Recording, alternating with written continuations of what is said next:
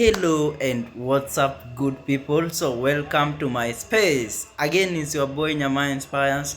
I'm a clinician, I'm a digital content creator, I'm a, I'm a digital marketer who specializes in advertising, marketing, furniture accessories. I'm sorry for that. I'm also an addiction activist, and I'm also a graphic designer, and I also love God. I'm a servant of God. So today let me talk about something that people don't want to talk about. I want to talk about Sildenafil. So Sildenafil ndio mnaitanga aje? Mnaitanga Viagra, yeah, something like that. So sildenafil ndio Viagra ama blue pill. Sasa I'm talking to the men because wanaume ndio tunatumiaga hizi vitu, si ndio? So sildenafil is a blue pill and it comes in a package of 50 milligrams and 100 milligrams. Yeah. So sildenafil, by the way, do you know guys that sildenafil is an antihypertensive. It is used to treat hypertension. It's just that we abuse it and use it in the wrong way. So sildenafil ndio huwa inatumika ku exaggerate. Let me use that word, exaggerate erections. Inakupea erection yenye ni wrong. Inakudanganya umerect lakini hujafanya nini, huja erect. Let me be straight to the point because I'm a medic. So sildenafil is an antihypertensive. Let me talk medicine for this video.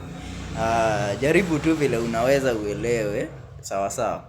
So sildenafil is an antihypertensive, but most people use it to to amplify or to exaggerate their process of erection. So sildenafil, let me start with the mechanism of action. For the medical students, like, share this video, comment hapo chini. In case ni kue wrong kidogo, niandikieni ka comment hapo chini mkiniambia hapo daktari umekosea. That's what I want. Maybe guys, I like corrections. So let's start with its mechanism of action. What does sildenafil do to your body ili sasa udanganywe ati sasa umerect na kumbe umefanya ku.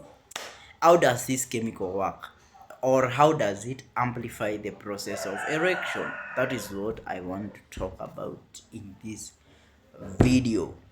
So sildenafil works on, obviously it works on the spongy muscle tissues and the vasculature of the penile structure, in other words the penis.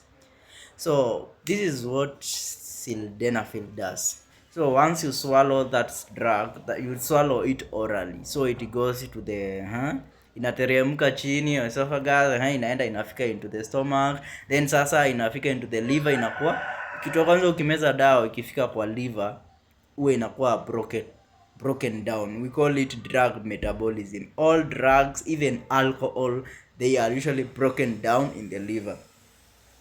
So that drug is broken down in the liver, then it goes through the portal blood vessels or portal veins and then gets into the bloodstream as its molecular simpler components, because a drug can only work when it's broken down into its smaller constituent units. So once this drug gets into the blood, it travels through that circulation, then through the inferior vena cava, then down to the pelvic artery, then goes into the penile structure.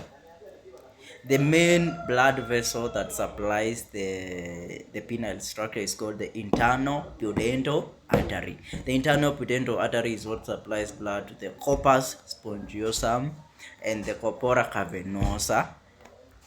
Because the corpus, spongiosum, and the corpora carvenosa are the tissues which make up the penile structure.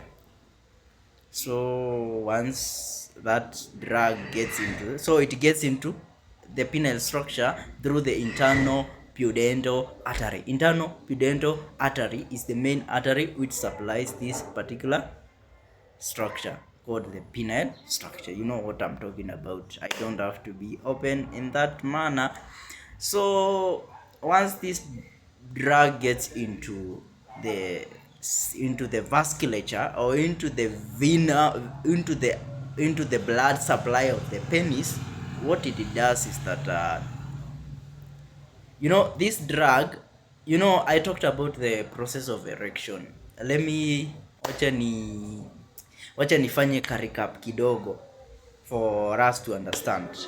We talked about the biochemical process that takes place for you to erect, and we talked about we said that the erection is usually central, like it must be activated from the central nervous system for it to take place. So what happens is that once you think about sex, or once you think about doing that act, the central nervous system, or rather the we talked about the limbic system, which is a specific system within the body which deals with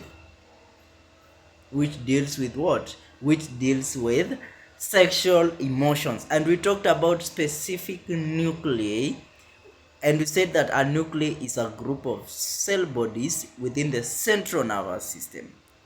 So with this particular, and cell bodies are part of what we call the nerve. So unajua nerve inakuanga na cell body, iko na axon, like then uko nyuma ni dendrite. So this group of cell bodies are what we call the nuclei. Now the group of cell bodies within the central nervous system is what we call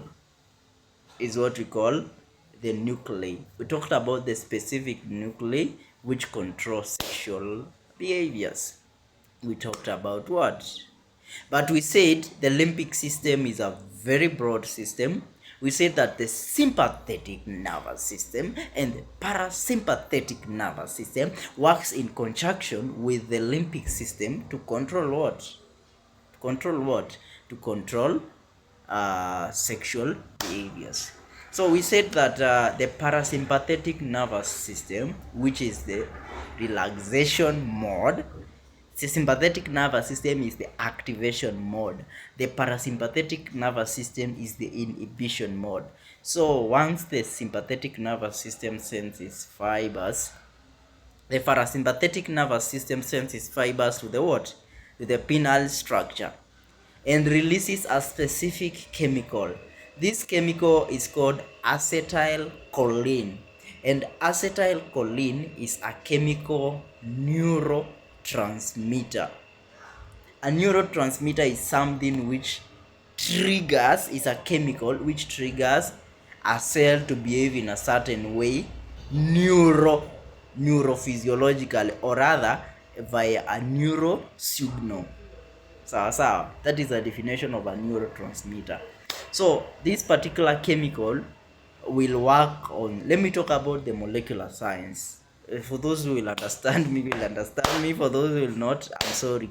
So once this chemical binds on the receptors of this particular, specifically the muscle tissue that we are talking about here within the penile structure is the corpus spongiosum.